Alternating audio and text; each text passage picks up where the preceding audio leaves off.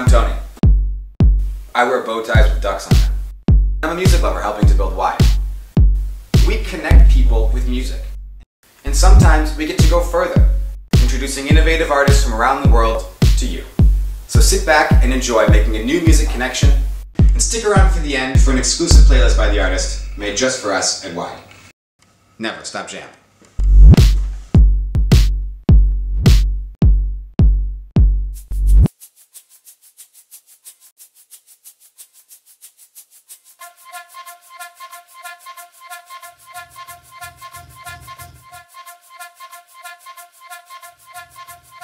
Yeah, so you wanted to be Judah more than Jesus.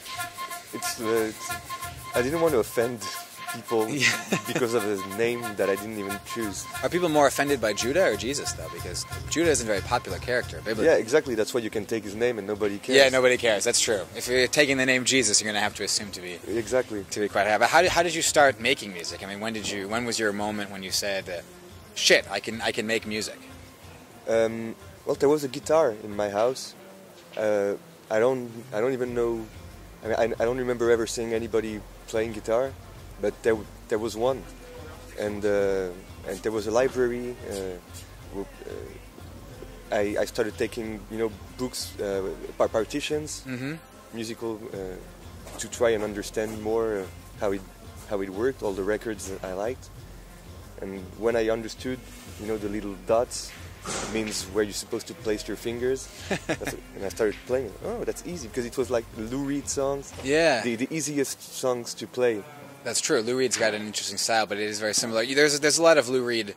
I could see it from the tone of your voice, from the style in your music. Who else was your influences when you were young? Really classic rock. Dylan, Leonard Cohen, okay. The Beatles. The most classic stuff was Neil Young. Neil Young, yeah. Okay. And when was this? When did you start playing music? How long ago? When I was 11 or something like that. Okay. And so yeah, the first chord I knew was the D. That was and then the G. And I was like, that's heroin. I can play heroin. Yeah. I only know 2 chords. Yeah. I can play a whole song all the way through. So when did you start creating your own music? Later on. Then I started learning all the chords and their names and how they work together, and I started understanding how it. And I first started coming up with ideas that were mine, and thinking, oh well, if you change this chord to that chord instead, it would, like, the melody would do this instead of that. And before I knew it, I was writing brand new songs, and we started writing songs together.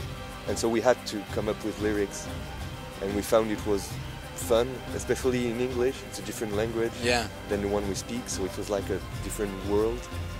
And we didn't speak it very well, so we were very limited in what we could say. But just like with the chords on the guitar, we found it works. In English, in French, traditionally the lyrics are quite literate or poetic. Yeah. I mean, like, they have the pretension to be poetic, whereas in English, in rock and roll, you can sing "You're my baby, I love you," and it works. It doesn't have. Of course, it can be more, but it doesn't have to. So, over your career, how do you think that your songwriting has evolved?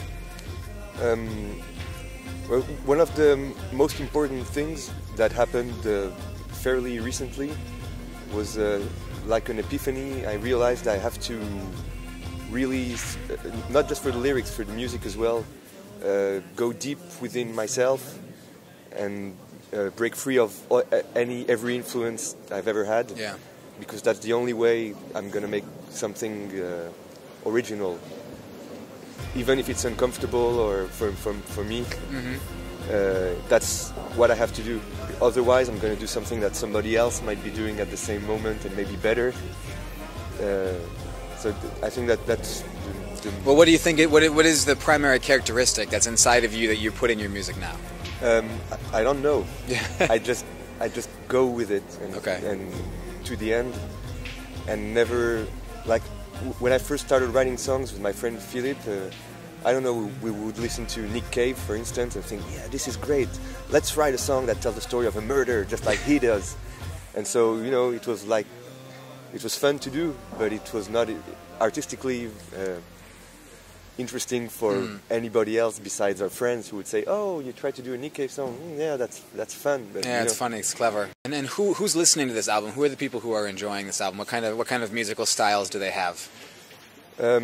I don't really know. A lot of reviews, they compare my records to stuff that I had never heard of. Okay. So I'm like, yeah, it sounds like this. Really? So then I check them out. I'm like, yeah. Sometimes I see it, sometimes I really don't.